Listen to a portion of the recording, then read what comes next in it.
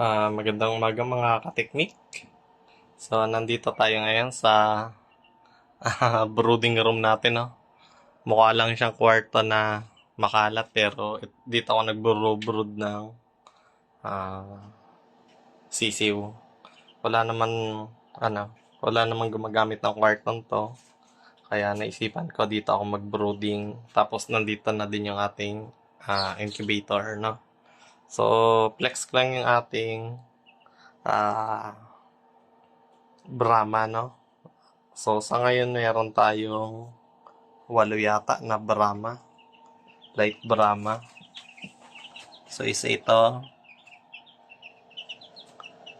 dalawa, yan medyo malaki na. Yan ang ating mga Brahma. Wait lang, pakita ko sa inyo. Mas malapit na. Ang ganda to guys. Ito yung may mabalahibo sa paa. Check tayo na isa. Yan, ito. Yan. Yan. Okay.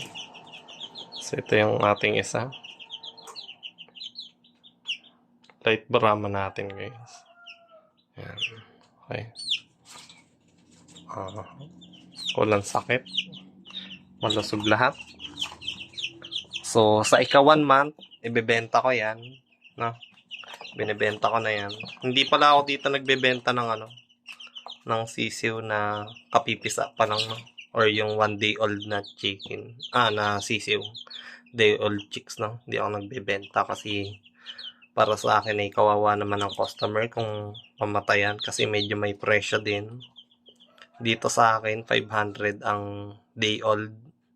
Pero hindi ko siya binibenta ng day old, no? 1 month. 1 month ako nagbebenta. Advantage din yun sa akin kasi plus 500 kada month ako. So, 1,000 ko siya ibebenta, no? So, yan mga Brahma chicks. So, yung dalawa dito ay native, tapos yung isa ay Shamu Asil, no? Yan. Yung mabalahibo dyan, yan yung native. Yan, yung brown, yung dalawang brown, tapos itong light up black, yan yung Shamu natin. Yan. So, dito sa kabila, meron pa dito. Yan, dito. Yan. Ito naman yung siguro mga 3 day old. 1 day old to 3 day old, no? 3 days old yan. Yung kulay itim na yan yung Shamu Asil natin. Tapos meron dyang 4 yata na Brahma. Pure light Brahma, no? Tapos may isang native na manok. So yun guys.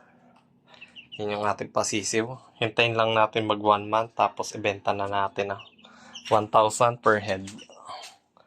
Tapos dito sa ating incubator, ating DIY na incubator, meron nakasalang dito. Kahapon pala naglagay na ako ng additional na tray.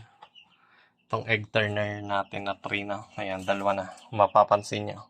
So kulang pa yun ng isa pa na egg turner. Bili lang ako kapag kailangan ko na. Yung isang tray wala pang laman. Pero hinanda ko lang kasi medyo marami na yung ating nangingitlog. Ayan, buhay na yung ating heater. Okay. So, yan. So, dito ay may mga Brahma. Wait lang, bayin ko yung ating yan. So, may Brahma. Nasa 7 pa na light Brahma yung nakasalang dito. Yan. Kung mapapansin nyo, may letter. Ayan, letter. B and B. Brahma. For Brahma. Yung P, ito. Ayan, ayusin natin. Paraukan yan. Yung native ng Palawan. Ayan. SA for Shamu Asil. Ayan. Tapos nilagyan ko siya ng dates kung kailan ko siya sinalang dito. Ayan. So ito ay yan, paraukan. Ito ay par or parayog. Doon ko kasi siya nakuha yung Manok, hindi ko alam kasi yung breed niya. Pero mukha siyang ah, ano to? Hubbard at saka cross ng Hubbard at ng Paraoka, no? Mabilis lumaki kaya ako pinaitlog. Tapos dito sa baba, ito malapit na to. Yan. Ito ay mhm, masyado malamig. Check ko mamaya. I-candling ko kung buhay pa to. Kasi nalalamigan ako masyado, no? Pag malamig kasi, patay na yun, eh. No? So, ito ay Paraokan. Nung August 8 ko siya nilagay. So, 3 days na lang pwede na itong mapisa. Pero i-candling ko mamaya. Kasi malamig eh. Dapat mainit kasi. Tulad nito, mainit-init pa. Ito naman ay N for native. Native yung mga darag natin. Yan. Tatlo.